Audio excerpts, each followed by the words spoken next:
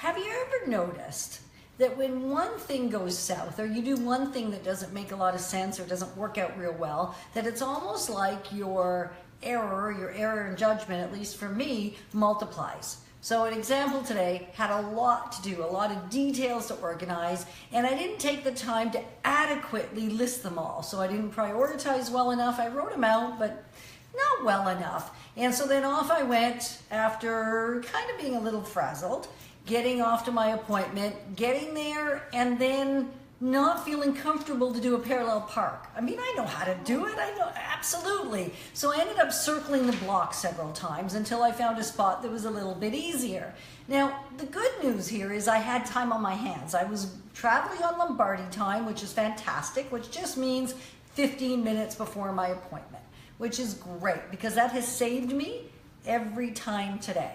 So first, running early, which is fantastic, not running late, because if you're running late, then it's even more crazy. So finally find a spot that serves me well, go in, do my appointment, get out, and then I'm heading back to the office because I've still got some more prep to prepare for an offer for this evening and to prepare for a seller consult this afternoon. So still things to do.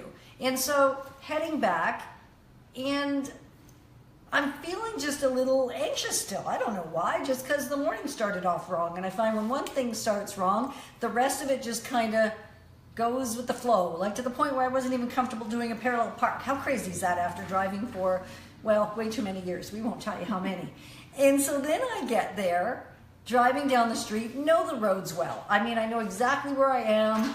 I think I might even have thrown on the GPS just because, you know, then there's less to think about and you can just focus on the road more. And then I take north instead of south exit. So I'm going in circles and I'm thinking, oh, come on. And the reason I got off the highway in the first place, because I was zooming down the highway, getting back to the office, then I realized forgot to stop to get gas. So multiplication, thinking I don't want to be on the highway and stuck. So here I am, pull off, run the wrong way. So I'm doing circles for about 15 minutes because every turn I take seems to be the wrong turn because now I'm beyond myself. And don't tell me that's never happened to you, because if you do, I'm hopefully not alone in this anyway. So I do all that, finally get to the gas station. Now I'm more frazzled than I was when the day started.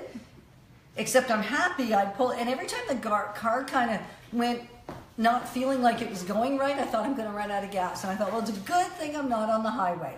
Get to the gas station, tap my credit card, because you know you can tap them now, which is pretty awesome as long as you're not spending too much money. Then it tells me declined.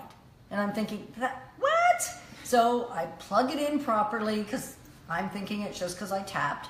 And then that card says declined. And then I frantically go through my purse looking for another card because that's the only option at this point. We all know we have to carry more than one just in case for this kind of thing. And I have no idea why it would be declined. So it's not because we're overdrawn, not because we've spent too much money. We've been really good lately. And I finally get a credit card to work. Breathe. Now again, great news is I'm early for my next appointment. Finally get that credit card in, fill up the gas, and I'm thinking I'm not going to do the extra pump if the gas shuts off. I'm just going to take as much as I easily goes in and then get on my way.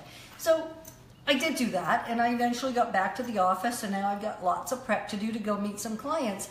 And I got thinking about it on my way back.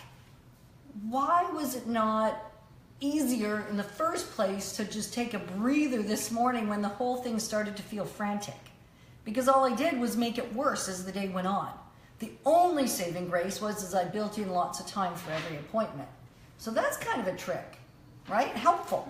So either I ought to have, well, actually, you know I ought to have taken a breather at the very beginning of the day. If I had just taken those probably 5 minutes, even to do 5 deep breaths and hold it for 5 and then exhale for 5 and then pause for 5. And if I'd even done that 5 times, which would have taken me, 20 seconds times 5. So that's about 100 seconds. So that's just over a minute and a half. I would have completely saved myself probably, I don't know, an hour and a half, maybe even more based on the lost productivity. So what about you? How do you, because you can help me and you can help everybody else that is listening, how do you get your life back on track when you've let it get off track. Let's learn and grow together, and yeah, then maybe I'll have a better day tomorrow and not make so many little mess ups.